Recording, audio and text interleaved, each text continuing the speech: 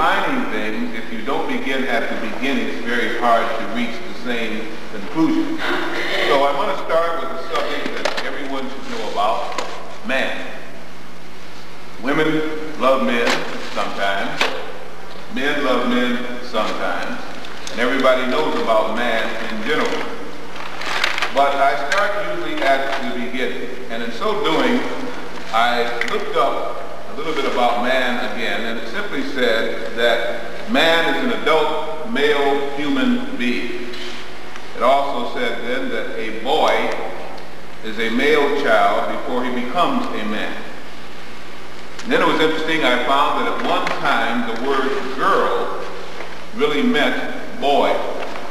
Now, that was amongst what they call Anglo-Saxon people, as they were beginning to define their gender. The word girl actually meant boy at one time. I then looked up the word patriarch, and it said it means a father or the male head of a family or a tribe. And of course it gave examples, and in the Christian Bible, I simply use that because this is where a lot of my people seem to point their references again. It stated that Abraham, Isaac, and Jacob were examples of patriarchs. I appreciate that. We presently live in, and for some time have lived under, what we call a patriarchal or male-ruled society. Most of the presidents of the country in which we serve have been male, and most of the things have been run by males. Maybe that's why it's in the condition it's in. The Bible says, and again I'm going back to the book that most of us feel we understand probably better than other books, whether we do or not, we'll have to actually see. And it says that Adam was the first man, and that the Lord God created what he placed under him, which was called Adam. He said that Adam was put in a seemingly tropical paradise, and because he might become lonely, he made for him other animals, and then finally a helpmeet, who was known as woman. Now, because of this emphasis on man by the Lord God, many religious and also nations, again, throughout this planet, venerate man. They also say that the church has specific interest in the divine right of man because he was said to be the ruler of all things and said to dominate all things that were made for him, put under his jurisdiction. But something's happened in our society. In our world today, there is much debate whether that something is good or that something is bad. Suddenly, there is what we call a male man, and instead we now have a male person, or a letter carrier. Instead of the chairman, we have a chairperson. Instead of a congressman, we have a what? A representative, or a congressperson. Mankind is now human being. Policeman is an officer of the law, and so on and so forth it goes. This is so that one gender does not then feel disrespected by the other gender. The male and female supposedly now are equal and therefore have the equal rights which supposedly they had anyway. We have homosexuality and lesbians hitting man below his sexual belt and in fact threatening his very masculinity.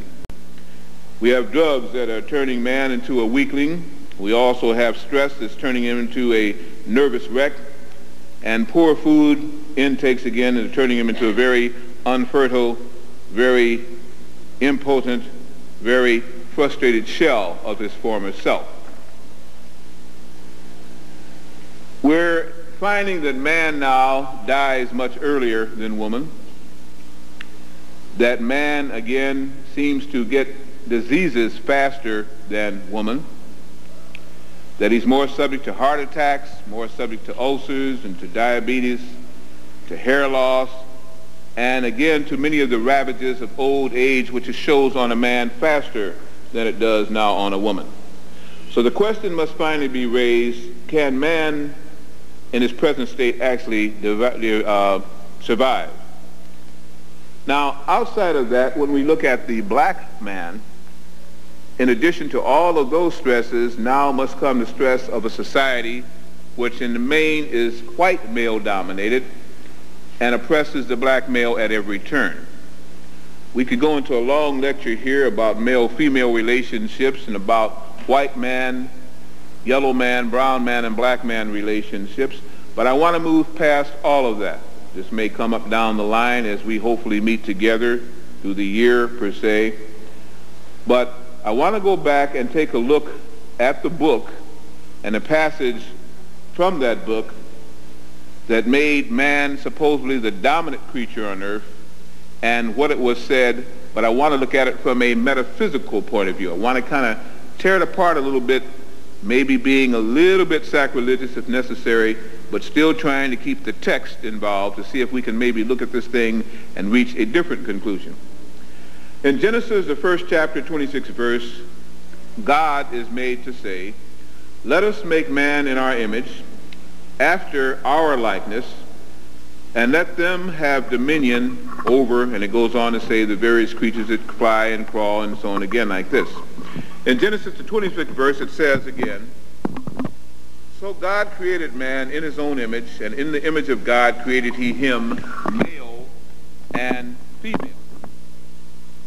Now, what do we have here? We have a God creating a male and a female at the same time and calling them mutually man. Later, a Lord God created another man and called him Adam. And this is where the trouble really begins to start, and what the modern theologists and preferably the theosophists are calling the second creation, or the second Adam, or what I like to colloquially call Adam 2. The Hebrew word for Adam means red clay when literally translated. It shows that Adamic man was formed physically from earth-found ingredients and was somewhat red in appearance. The Hebrew word Yahweh was interpreted by these scholars as Lord God. This was taken from what is called the tetragrammation YVHV, or Yad-Heh-Vav-Heh. The Hebrew word Yehovah was interpreted again as God, and Jehovah or Yehovah simply meant past, present, and future. Now, this was done by what they call the scholars who were known as the Masoretes, or the writer scribes again. These were supposedly, as we understand now, Hebrew scholars and scribes interpreting what is called Oriental philosophy, for which was called now the chosen, or chosen people, which were there and for to come. So this was like a study guide for these so-called chosen by the scribes which were born before them. These Masoretes wrote what was called the Masoretic text. That chapter in that book, literally, was a universally created, self-contained, parthenogenic person, hopefully of higher consciousness, that God created, that was called man. Parthenogenic simply means dual-sexed, able to reproduce self without the aid of sperm and egg. It means a self-contained individual, which obviously was either a very higher vibrating person at this time, or pretty much we might say parthenogenic things were being placed on earth at that time, which we don't find now. How many have ever heard of the Parthenon? The building called the Parthenon. Okay, the Parthenon in Greece is said to have been built by the Greeks. I doubt that very seriously. And it deals with what we would now call, again, a place where Parthenon and parthenogenesis was practiced. They would go there at certain times of the year. They would have certain foods and fastings that they went through. They would avoid moonlight for a while or sunlight for a while, depending again on who was there and who was going to be placed at or in the Parthenon. Partially, this creation by God and then this second creation by the Lord God had the ability to reproduce itself as a God possibly should. This was changed. This fallen person now no longer could do this and was polarized, making the divine principle of life separate in two distinct bodies, which under parthenogenesis it had been one body containing both sexual attributes. Now these two separations were called male and female, and the new and lesser creature was now called human. Now called human. I now quote again, going back to the biblical scholars, in Genesis 1st and 2nd chapter, and it came to pass, this means obviously after some time had passed, when man began to multiply on the face of the earth, and daughters were born unto them, that the sons of God saw the daughters of men, that they were fair, and they took of them wives of all which they chose, and there was born to them mighty men, and there were giants in the earth. Now what do we have here? If there's any logic that can be made out of those phrases in the Bible, obviously a primordial race of people, mainly man, born of God, came in unto men who had produced offsprings that were not like them, and since these sons of God had no women with them, had left their women folk home and no women were amongst them, they then went amongst these people that were called created humans, took the women, made love to the women, and there were born to them something that was part man and something that was part God, if you would. It was a different type of an offspring. Since, again, these earth women were different from the sons of God that came in unto them, many of them, in bearing these children, suffered mightily, and also wondered at what kind of creation was now coming out of their womb. It was interesting that seemingly the first production here, as we'll get more into that tomorrow afternoon, were all females. And later on, some males were born, and because they were, shall we say, scarce, they actually had to fight their way into the earth, and they had to fight hard to repropagate their kind. They even had to resort to what was called circumcision. Not making sense yet? It will. It is now found that a male has reproductive organs called phallus or penix, prostate, testes, and scrotum. The female has reproductive organs called clitoris and ovaries, uterus, and womb, and sometimes has been referred to as womb man. We find that the female fallopian tubes, supposed to be named after a guy named Fallopius in 1523, resembles very closely the male vas deferens.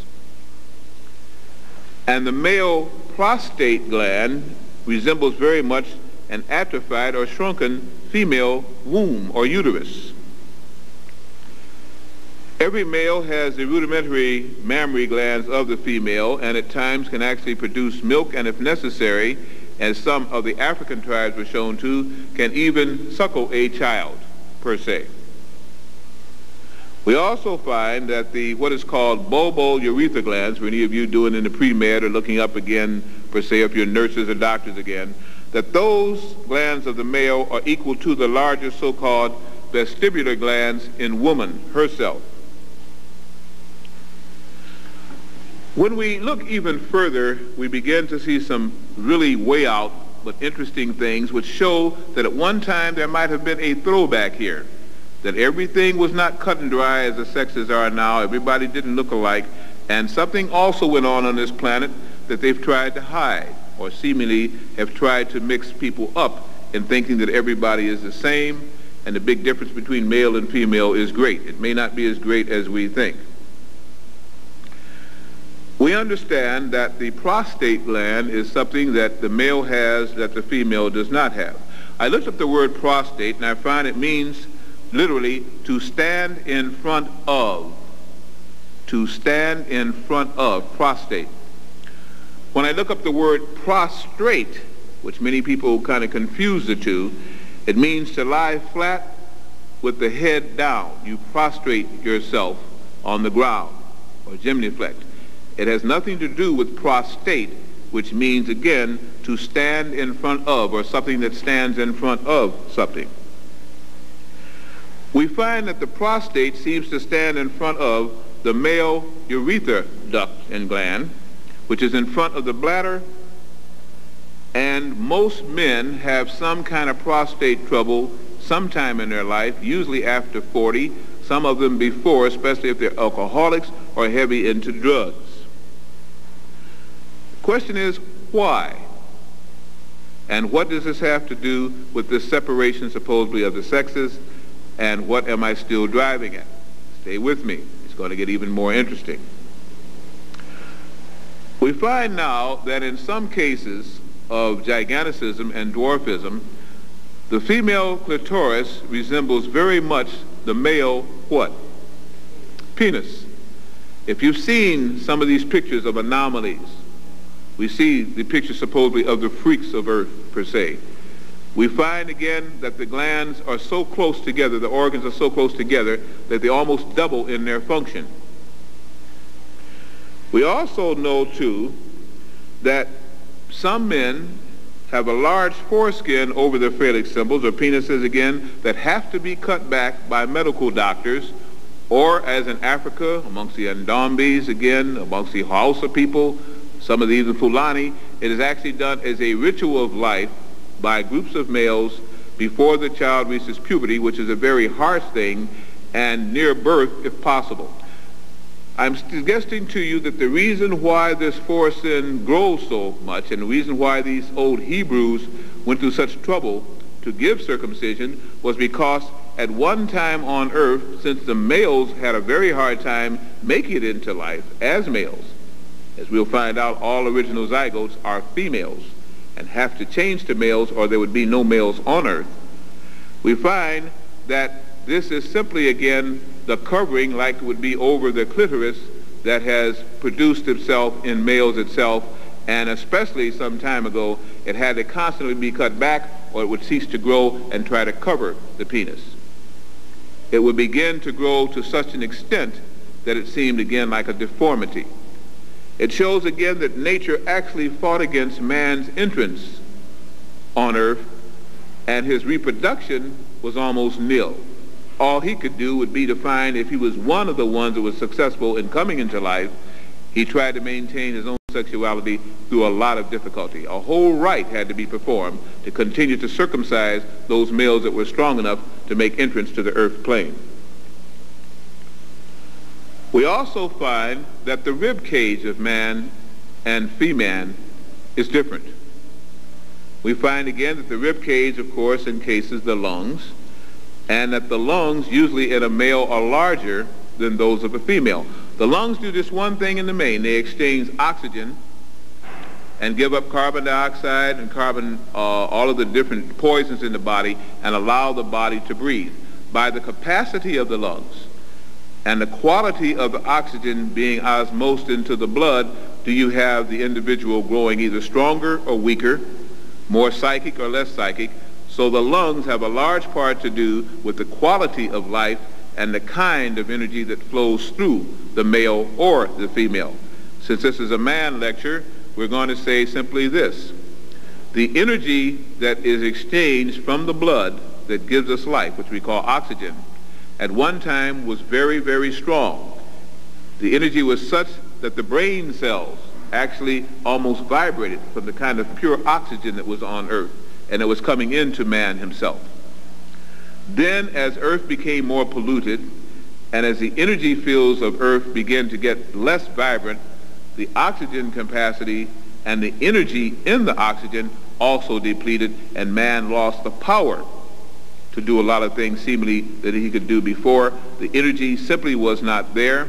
The energy was not in the corpuscles of the red blood cells.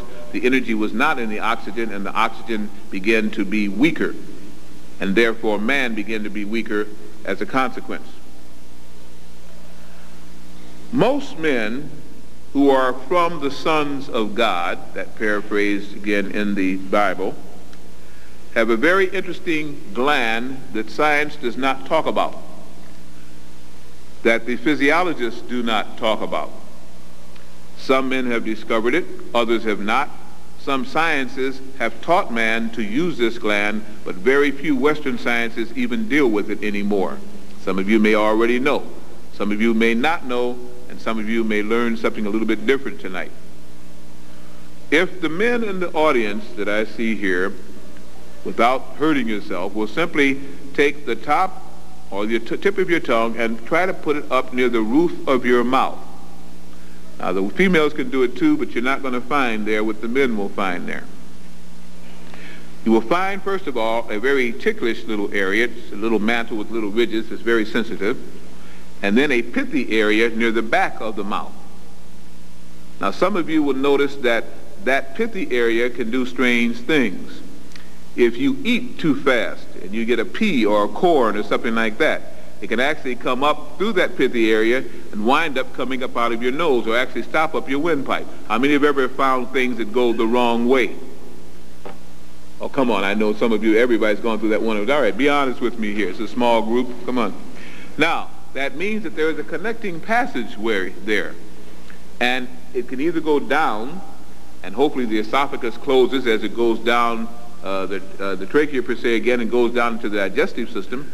But every once in a while it goes the wrong way, and we can see that there's another interconnecting passage there.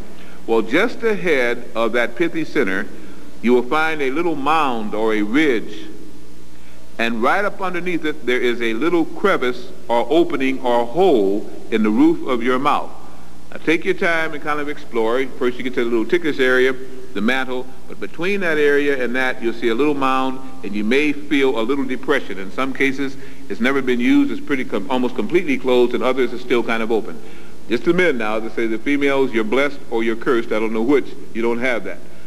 Now with the men, how many have found that little mound, or how many already knew it was there in the first place? Let me just see your hands. Just one person, 2, 3, 4. How many ever can find the little depression or maybe even an open hole that's there? Can't see for this big light on me here. Okay, no one at all. One person. 2 people. Well, have some fun with your own body this evening. When you go home, check that out, that little mound. Underneath, check and see the little opening or depression that's there, and understand that all men on earth do not have that. Some men on earth do have it. Very few, if any, women have it at all. It is one of the things that mark the separation of the sexes. And a lot of double talk has been made about that hill, that mount, that depression, and that tunnel that leads up into the skull directly from the mouth. This is why many sons of God who take in a lot of cow products and mucus-making products wonder why in the world they suffer so greatly while others eat all kind of cow products and don't. That is one of the reasons that your doctors and scientists do not tell you. Because if enough things get in that passageway, it will begin to hurt. It will also begin to stop you up, and you'll get one of the biggest head colds you've ever seen in your life. It is not coming from just mucus that's taken into the system. It's coming from that little drainage that goes down that passageway, especially from the sons of God. That passageway was to be kept open.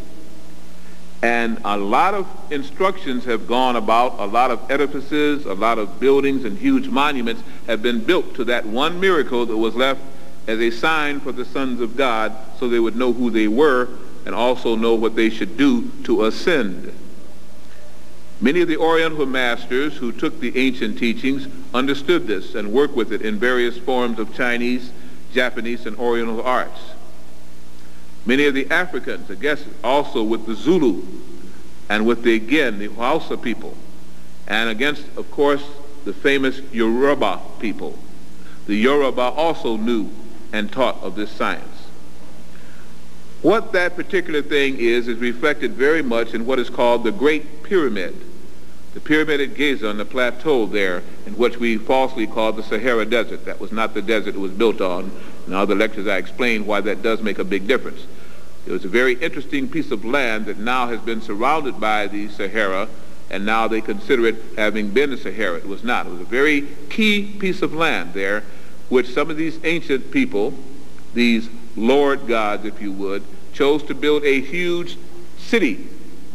And on top, one of the highest parts of this city was what we now call the Great Pyramid at Giza, who again, Western man teaches you is Cheops, but we know was actually supposed to be whose temple? Khufu. All right? If you will take a look at what is called the King's Chamber in the Great Pyramid, and those 4 slabs of stone that rise above the King's Chamber, I don't have a blackboard, but in a parapet like 4 actually slabs, and then above it is a whole little room like built. They state that this is where the body of the king was to be placed upon his death, and that's why they built the pyramids. I state to you concretely, the pyramids were never built as an entombment for anybody. It definitely wasn't built for Khufu, and certainly was not built for Cheops. Had nothing to do with any of that, but as a people degenerate and ignorant, do not understand what they see, they make up fallacies, and since the books are read as textbooks by us, we fall victim to the same lies and misinterpretation through ignorance. That pyramid structure was to resemble the skull of the sons of God, and to teach them that once they could understand this, they could then rise to the idea of the other edifice that they put out in front of it, which runs 240 feet, weighs something like 600 million tons, and is carved out of a solid piece of granite called the Sphinx. Mark my words, you're going to hear more and more talk about the Sphinx this year and through 96 than you ever had. And by 95 and 96, it's going to start giving off vibrations. Just as man's skull, that is the Son of God, will start giving off vibrations. When it gives off vibrations, the skull of man, the real man, the sons of God, will also start giving off vibrations. And when that tunnel to the Grand Gallery also opens as the stone falls away, so will the tunnel leading to the pineal gland within the sons of God open, and the powers will begin to run through him once more. Everything here was a symbol for those who were dead to finally awaken. That's when the pyramid became the tomb. It was never built as a tomb, but when those rightful users of the tomb fell in ignorance into necromancy, or death-like knells, lost in consciousness, and the planetary vibrations also shrunk, then all that was an entombment. The soul of man was lost in the skull of an animal, for he could not awaken and quicken to the vibrations that came from his bloodline, and was no more than the dumb beast of earth, who some people were told to subdue. Not all people were told to subdue. To make this even more simpler, or to get even more complex, we have collectively on the earth what we call 5 races of man. There are not 5 races of man. We have collectively on earth 7 continents by which this man may exist. There are not 7 continents on earth. And we have collectively again the colors black, brown, yellow, white, and pink by which the races of man are colored. There were also green, blue, and red men on earth, and we've forgotten about that. The only one we hear referred to as a red man now is so-called Native American, which we call misnomered the Indian. Our planet has come under a period of ignorance, dumbness, and lowered vibration, and that time is now to move. It is past. There is no reason for ignorance, dumbness, or lowered vibration if you want, and if you happen to be of the sons of the God and you don't respond to it, you will soon be dead. Now, isn't that a big threat? I'm not making the threat. I'm interpreting new and future knowledge. As a metaphysician is supposed to, you have to find out whether you can agree with it or not. There is no truth until you decide what truth is, and each person should find that truth out for his or herself. Human, by which if you look in the encyclopedias and dictionary, it says we're all human beings. That's a lie. We are not all human beings. Human is animal man. Hu was a god Hu, which ruled the lower plains, again, under the old teaching of the ancient Sudanese and Nubian people, and later on the so-called Egyptian people, which was a mixed race. You're going to find out just how mixed in a minute. Human did not come from God, or what we call the Creator, but from lords, or which we now call the Lord God, and animals. They were a creation by scientists who we now refer to as Lord gods. And they made human by engrafting and changing the animal life at different times as they found it on this planet and from other planets, and dropped them off here. God-man, this is the key, and the ones that had the key to the Sphinx and the pyramid, were from the sons of gods, or which we now refer to as the angels. And they were a cross between mankind and the sons of gods, or the angels. Understand this, in fundamentalist teachings, angels are those spirits who represent the Most High and who fly around with wings and live whether it's in Herod or some of the lower heavens and do the biddings of God himself. That is a fundamentalist interpretation. I do not decry a religion. I do not argue religion. I say that is only one interpretation of an angel. The other is those who mastered the angles, those who could bend light rays, those who understood the 4 pillars of the sacred sign of the swastika, which was not called the swastika, but a whole different name. It mastered those who could understood the 4 rays of consciousness necessary to exist on the 4th dimension, which Earth was supposed to have been into millions of years ago, but got held back by humans. Now, as humans who are going to begin to die out, and the sons of God must come to the fore, so the angels can return, that awakened person is the one that will now go through changes like you have not seen, as he attempts to throw off the dross, the animal, and come into his own consciousness. Mankind came from the lords of different planets and was soulless and could not reproduce. I repeat the 3. Human, animal man, made from animal species both on this planet and other planets. God-man, the sons of God, and also sometimes interpreting with mankind, a made person again by Lord gods on other planets. And mankind again by strictly the lords of other planets in this one. Obviously, you can begin to see what I'm inferring. This has nothing to do with the Creator, the prime causation, the cosmic universal logoi. This has to do with people who evolve up the ladder, and because of their knowledge of genetics, their knowledge of geography, their knowledge of astrology, their knowledge of astrophysics, when they come to a planet, you treat them like gods. All of the series that you see now, Babylon 5, Deep Space Nine, and all the rest of it, are trying to show you what really may exist in this system and in other systems to let you come into what is now called the planetary brotherhood.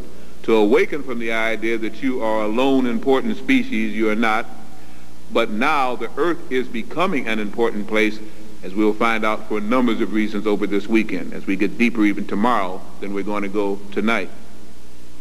This is to awaken those who are not soulless, but have deep spiritual souls. One of the things that black people have found consistently is that in the face of adversity, they sing. In the face of adversity, they can laugh. In the face of adversity, they come together as a unit. And one thing seems to bother them. They know that they're supposed to worship something. They know that they're supposed to be spiritual entities, but they're not finding the result sometimes strong enough. They have found that in following religions fervently enough, really getting on fire with it, miracles do happen. But down deep, they're not satisfied because they still feel there ought to be a shortcut, and they know that something's there, but it's just not quite right, and daggone it, it frustrates me no end. How many have actually felt like that? Don't lie, if you haven't, you haven't.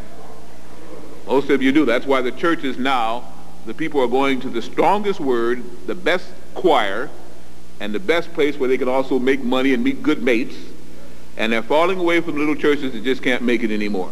Fundamentalism is separating from the advanced spiritual person. Again, I say this, and don't say I came here and talked about the churches and put them down. I'm not. Let each person go to any church they choose. It is their choosing. They will be responsible for their own souls if they have one. I'm saying that there's a difference between a spiritual person and a religious person. A spiritual person does not need a church, for the home and temple of God that they find their souls in is the church, and how they keep it clean and how they keep it out of ignorance and what they do with it shows their manifestation of the God's light. For the other, they need a religious fervor and constantly reminded, because they do not have quite the soul that is risen to the point where they can again manifest the Creator within them. So they constantly have to remind themselves as a herd come together to give themselves the strength to carry on. That is changing. That's why you're going to find the church being attacked like never before, and leaders in false churches falling like never before, and that's why the Falwells and all the rest of it, and you find them like little animals attacking each other, each one pulling each other down, and the congregation suffering from it. Because man must learn he does not have to go to a church, he is the church.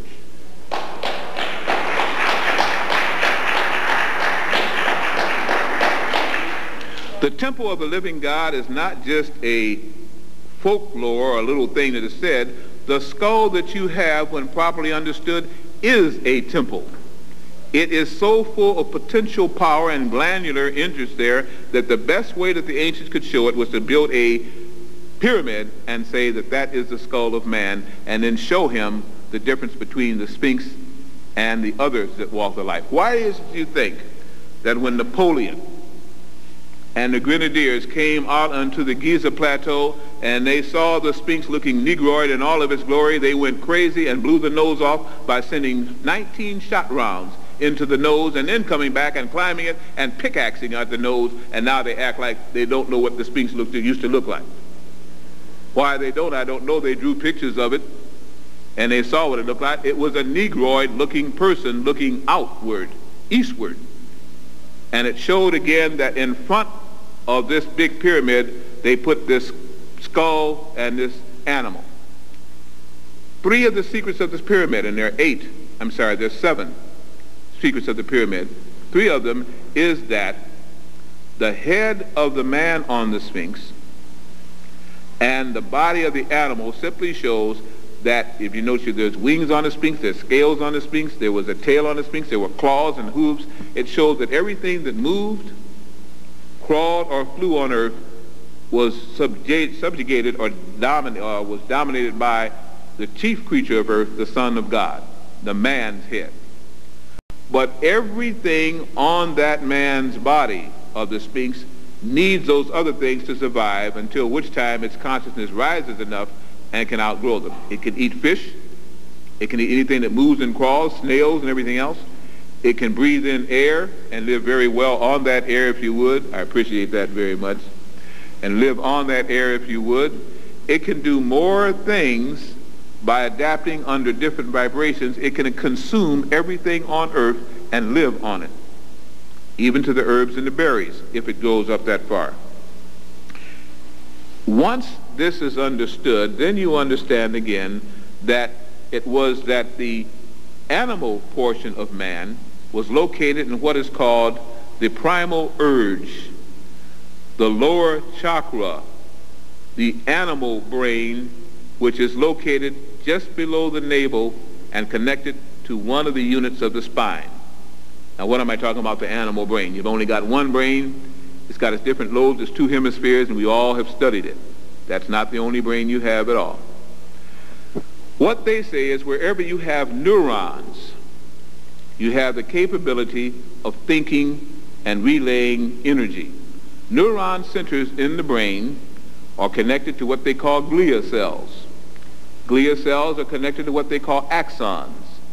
Axons are connected to dendrite, and dendrite stems are like conjunction boxes, or what they want to call the junction boxes for electricity. They run from one neuron center to the other. All that simply means is you have a place like a computer that can think and process thoughts. Then it has a coaxial cable that gives it the energy. Depending on what kind of energy comes through there, the computer generates more energy. The neuron center can generate more thought. Then, based on how many programs you have in that neuron center, how many programs you have for that computer, the computer can be smarter or dumber. And then once it kicks in, it's joined, just like with the cable, to other computers or other neuron centers. So the whole key is this. The neuron, wherever it is found, is capable of generating or processing thought. That's all you have to know. And if you doubt me, go look up in your physiology books tonight, come out tomorrow, and we'll talk about it.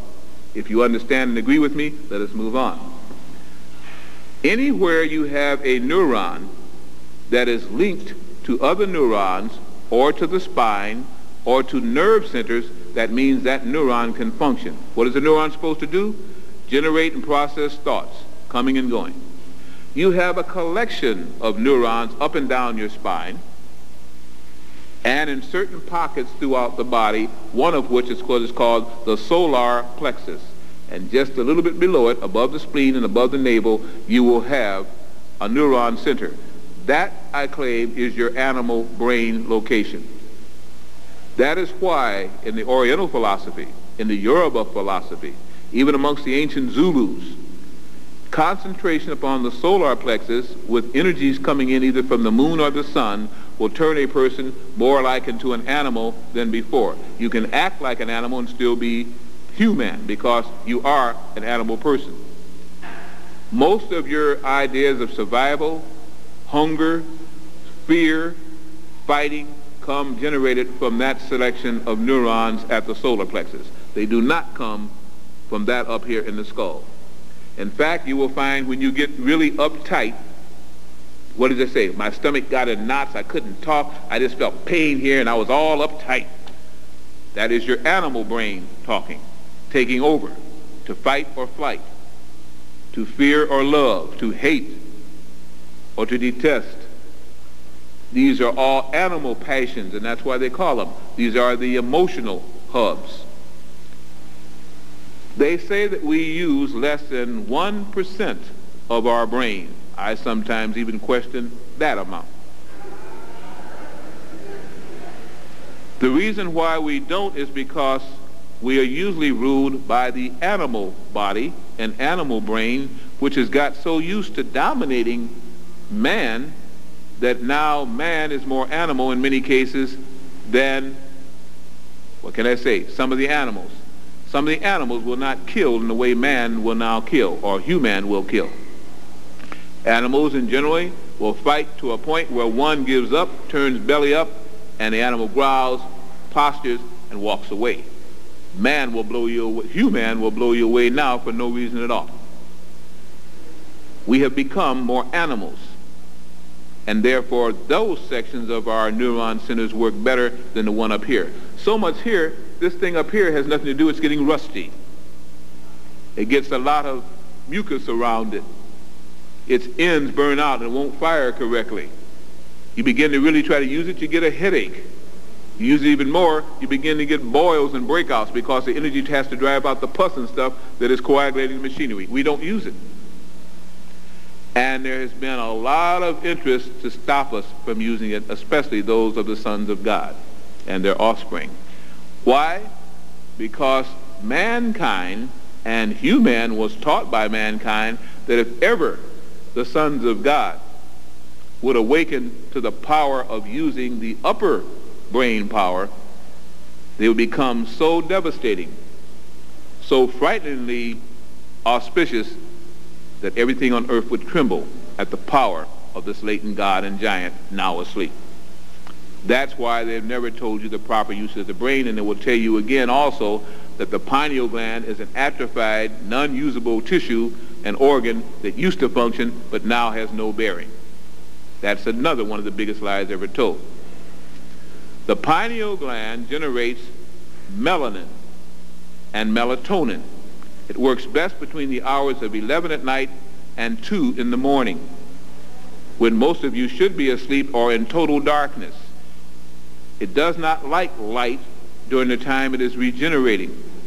And that is also when most of the sons of God will find that 3 days out of the month or either in the evening or daytime. You have to find out whether you are a solar being or a moon frequency being.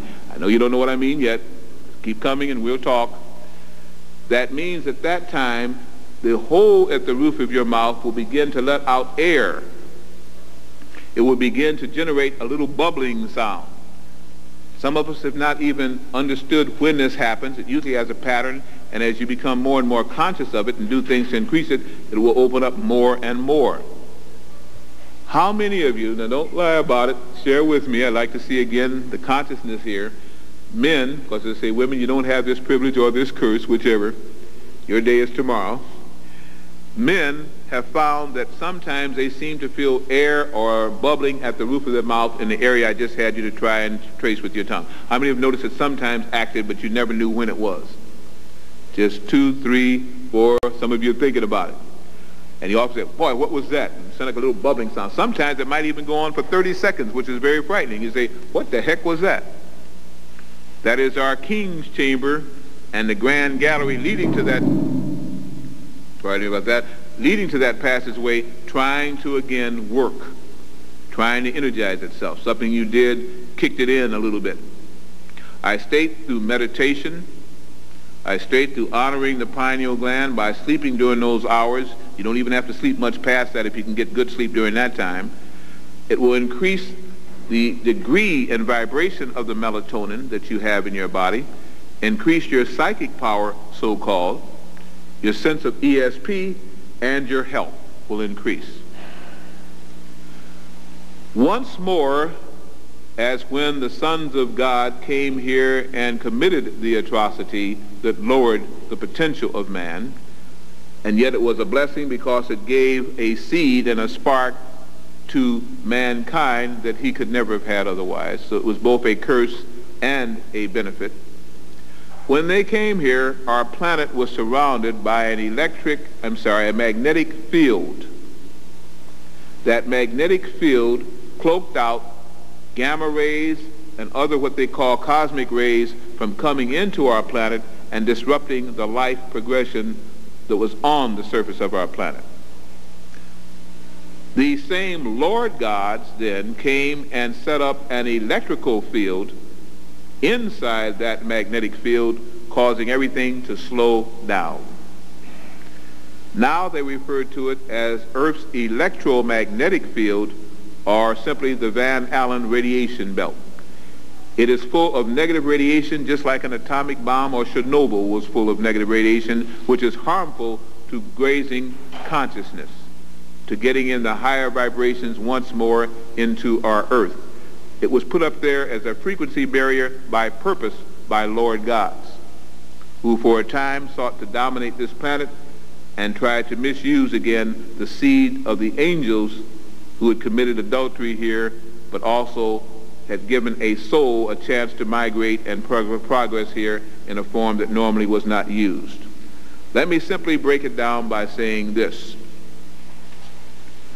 For close to 5 million years, the sons of God have degenerated on this planet.